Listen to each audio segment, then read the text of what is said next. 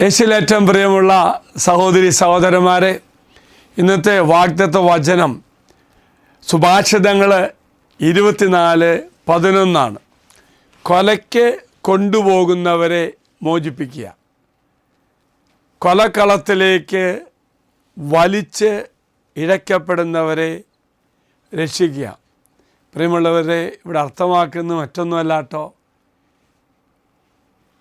അന്യായമായി മരണത്തിലേക്ക് നയിക്കപ്പെടുന്നവരെയോ അതിലപ്പുറമായിട്ടും തെറ്റിദ്ധരിച്ചുകൊണ്ടോ അല്ലാതെയോ ശിക്ഷിക്കപ്പെടുന്ന അവസ്ഥ, പീഡിപ്പിക്കപ്പെടുന്ന വ്യക്തികൾ, അതുപോലെ തന്നെ ചില മക്കൾ തെറ്റിദ്ധാരണ നിമിത്തമായിട്ട് ആത്മീയമായി ദുർവ്യാഖ്യാനം ചെയ്ത് പാപത്തിൽ വീഴുന്ന മക്കൾ, അല്ലെങ്കിൽ തെറ്റായ ബോധ്യം കിട്ടി തെറ്റായ ധാരണയിൽ കുടുങ്ങിപ്പോയി ജീവിക്കുന്ന മക്കൾ, അതായത് തെറ്റിദ്ധരിക്കപ്പെടുന്നൊരവസ്ഥയിൽ കടന്നു പോകുന്ന, അറിഞ്ഞോ അറിയാതെയോ അവസ്ഥയിലാകുന്ന വ്യക്തികളെ നമ്മൾ രക്ഷിക്കണമെന്നാണ് പറയുന്നത്.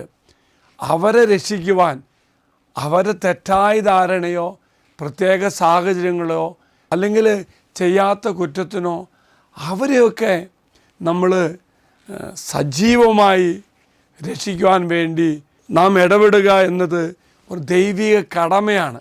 ഇവിടെ അർത്ഥമാക്കുന്നത് എന്താണത്? പലതരത്തിലും തെറ്റിദ്ധരിക്കപ്പെട്ട അല്ലെങ്കിൽ നിഷ്കളങ്കരായവരോ അല്ലെങ്കിൽ വഞ്ചനയിൽപ്പെട്ടവരോ ചതിയിൽപ്പെട്ടവരോ അവരൊക്കെ ശിക്ഷ അനുഭവിക്കാതെ അവർ പക്ഷം നിൽക്കണമെന്നും അവരെ സഹായിക്കുവാൻ നമ്മൾ പ്രയത്നിക്കണമെന്നും അതിനു വേണ്ട നടപടിയെടുക്കുവാൻ വേണ്ടിയുള്ളൊരു ദൗത്യം നമുക്കുണ്ടെന്ന് ഓർമ്മിപ്പിക്കുകയാണ്.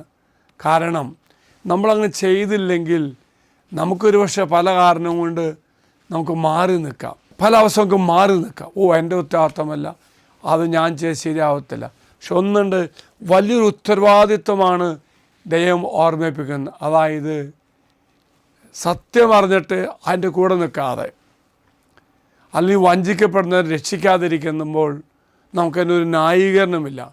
എന്നാൽ ദൈവം നമ്മുടെ ഹൃദയത്തെ കാണുന്നുണ്ട്.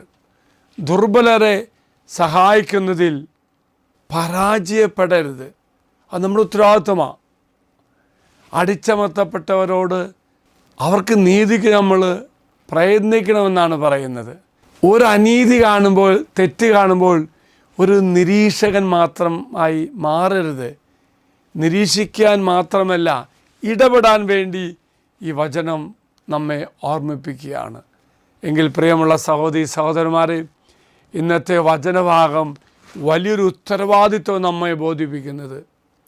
പല കാരണത്താൽ ഇന്നസെൻ്റായ വ്യക്തികൾ ശിക്ഷിക്കപ്പെടുകയോ ഏതെങ്കിലും തെറ്റകപ്പെടുകയോ ചെയ്യുമ്പോൾ ഒരു നിരീക്ഷകനിൽ മാത്രം ഞാൻ നോക്കി നിൽക്കാതെ അവരുടെ കാര്യത്തിൽ ഇടപെട്ടുകൊണ്ട് അവരെ രക്ഷിക്കുവാൻ നമുക്ക് സാധിക്കണം. അങ്ങനെ രക്ഷിക്കുന്ന നമ്മുടെ മനസ്സ് കാണുന്ന കർത്താവ് തീർച്ചയായിട്ടും നമ്മെ അനുഗ്രഹിക്കും. എങ്കിൽ എനിക്ക് പറ്റത്തില്ല, ഇടപെടുന്നത് ശരിയല്ല എന്ന് പറഞ്ഞുകൊണ്ട് ഞാൻ മാറി നിൽക്കുമ്പോൾ ഹൃദയം കാണുന്ന കർത്താവ് നിന്നെ വിധിക്കും. ദൈവം തീർച്ചയായിട്ടും നമ്മെ അനുഗ്രഹിക്കട്ടെ എന്ന് പ്രാർത്ഥിക്കുന്നു. ഒരു പ്രവാചക ദൗത്യം പോലെ മറ്റുള്ളവരെ രക്ഷിക്കുവാൻ ദൈവം നമ്മെ സഹായിക്കട്ടെ. നമ്മുടെ നിയോഗങ്ങൾ വാഗ്ദത്ത പേടകത്തിലേക്ക് സമർപ്പിക്കാം.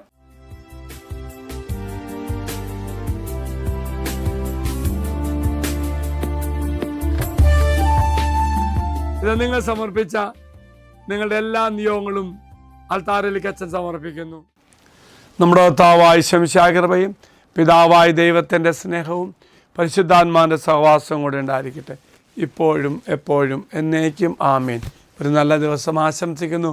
എല്ലാവരും കർത്താവ് അനുഗ്രഹിക്കട്ടെ.